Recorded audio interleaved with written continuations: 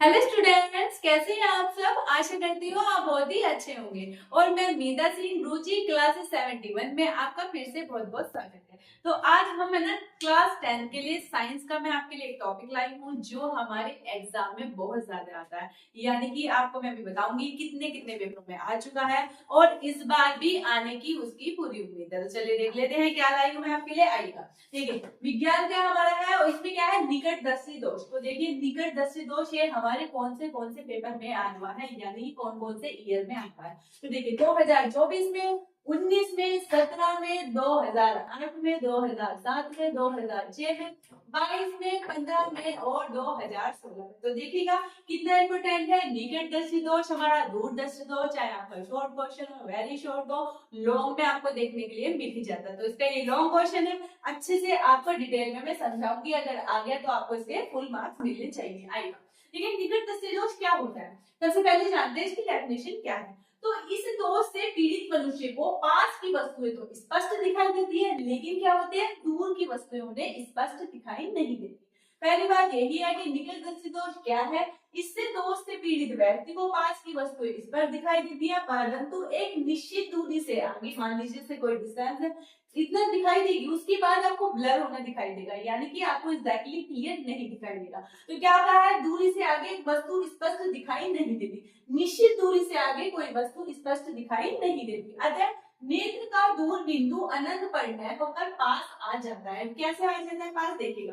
देखिए मान लीजिए कोई फोकस है, यहाँ पर मैंने बताया है फोकस, कोई यहाँ पर अनंत से कोई वस्तु आ रही है, जैसे इस तरह ना दूर स्थित यहाँ पर कोई वस्तु है जो यहाँ पर जा रही है, ठीक है। वो क्या होता है, हमारा जो प्रतिबिंब है ना बनना चाहिए हमारा, अगर आपको स्पष्ट देखना है ना तो प्रतिबिंब यहाँ बनना चाहिए। कहाँ बनना चाहिए, यहाँ पर रेटिना पर। लेकिन ये क्या होता है प्रतिबिंब निकटदर्शी दोष में, हमें ये प्रतिबिंब रेटिना से देखो पहले ही बन गया है। ये प्रतिबिंब है ना, बी से प्रतिबिंब को डिनोट किया गया है, तो यहाँ पर क्या होगा, जैसे कोई फोकस कोई किरण आएगी अनंत से दूरी पर, तो उसका प्रतिबिंब बनना चाहिए था रेटिना पर, ठीक है, यानी कि अनंत पर। लेकिन ये रेटिना से पहले ही बन जाता है। रेटिना से पहले ही बनने के कारण हमें क्या होता है, दूर की वस्तुएं स्पष्ट रूप से दिखाई नहीं देती। तो इस तरह से आप डायग्राम बनाएंगे। देखिए हमारा नेत्र लगाने से, मान लीजिए नेत्र में से जैसे ये आ रही है किरण, जा रही है, हमारे नेत्र से टच हुई, उसके बाद क्या हुआ, ये सीधी निकल जाती है, यानी कि इसे जाना था रेटिना के पास अनंत पर। लेकिन इस दृष्टि दोष के कारण ये हमारा प्रतिबिंब रेटिना से पहले ही बना देती है, तो क्या होता है, हमें वस्तु अच्छे से दिखाई नहीं देती। देखिए इतनी बात हो गई। तो देखिए चित्र में आने वाली किरण जो होते हैं रेटिना से फोकस न होकर दृष्टि पटल से पहले ही क्या होती है, बिंदु पी पर फोकस हो गई है। मैंने आपको बताया दृष्टि पटल किसे बोलते हैं, रेटिना को, या तो आप रेटिना लिख लीजिएगा या फिर आप इसे लिखते हैं दृष्टि पटल। क्या लिखते हैं इसको, दृष्टि पटल, ठीक है, हिंदी में इसको दृष्टि पटल बोलते हैं। तो इसने यही कहा है कि चित्र पे आने वाली जो किरण है वो रेटिना से फोकस न होकर दृष्टि पटल से पहले ही, देखिए दृष्टि पटल से पहले क्या हो जाती है, पी बिंदु पर, यहाँ पर मैंने आपको बताया पी बिंदु पर क्या होती है, फोकस हो जाती है, यानी कि रेटिना से पहले ही फोकस हो जाती है। इसलिए रेटिना पर क्या होता है, स्पष्ट प्रतिबिंब नहीं बनता। स्पष्ट प्रतिबिंब ना बनने के कारण क्या है, जो हमारी किरण है जो आ रही है नेत्र लेंस से होती हुई जा रही है, वो हमारे प्रतिबिंब क्या होती है, पहले ही बना देती है रेटिना से। इसका मेन कारण ये। अब बात करते हैं इसके अंदर निकट दृष्टि दोष के कारण की। अगर मैं बात करूं कि निकट दृष्टि दोष का हमें कारण क्या है, मतलब क्यों होता है निकट दृष्टि दोष, तो क्या होता है नेत्र लेंस की प्रस्थों की प्रस्थता क्या होती है, बढ़ जाती है। नेत्र लेंस मान के आपको गोली जो होती है हमारी, इसकी प्रस्थ की क्या होता है, बढ़ जाती है, और बढ़ने के कारण होता है फोकस एक चीज पे, मतलब जिस चीज पे होना चाहिए उस पर नहीं हो पाता। इसका कारण ये है। अगर आपसे मान लीजिए शॉर्ट में कारण, हालांकि लॉन्ग क्वेश्चन तो सारा ही आता है, शॉर्ट में आपसे पूछते हैं निकट दृष्टि दोष के कारण क्या है, तो नेत्र लेंस के प्रस्थ की प्रस्थता बढ़ जाने से जिससे क्या होता है, फोकस दूरी कम हो जाती है। फोकस दूरी कम हो जाती है, यानी कि बहुत दूर तक नहीं जा पाती, प्रतिबिंब पहले ही बन जाता है, जिसके कारण हमें अच्छे से दिखाई नहीं देता। अगर मैं सेकंड की बात करूं कि सेकंड कारण इसका क्या हो जाता है, तो वो हो जाता है नेत्र के गोले का व्यास बढ़ जाता है। मैंने आपको बताया नेत्र का जो गोला है इसका व्यास बढ़ जाता है, जिसके कारण नेत्र लेंस में रेटिना के बीच दूरी का जो है बढ़ जाता है। नेत्र लेंस और रेटिना के बीच की दूरी क्या होती है, इसमें बढ़ जाती है, जिसके कारण से हमें क्या होता है, हमें निकट दृष्टि दोष हो जाता है। इसको एक अगर मैं कैसे बताऊं, उसको निकट दृष्टि दोष को क्या कहते हैं, तो मायोपिया कहते हैं। अगर आपसे पूछा जाए निकट दृष्टि दोष को क्या कहते हैं, क्या कहते हैं इसको, मायोपिया, मायोपिया। और दूरदृष्टि दोष को क्या कहते हैं, हाइपरमेट्रोपिया।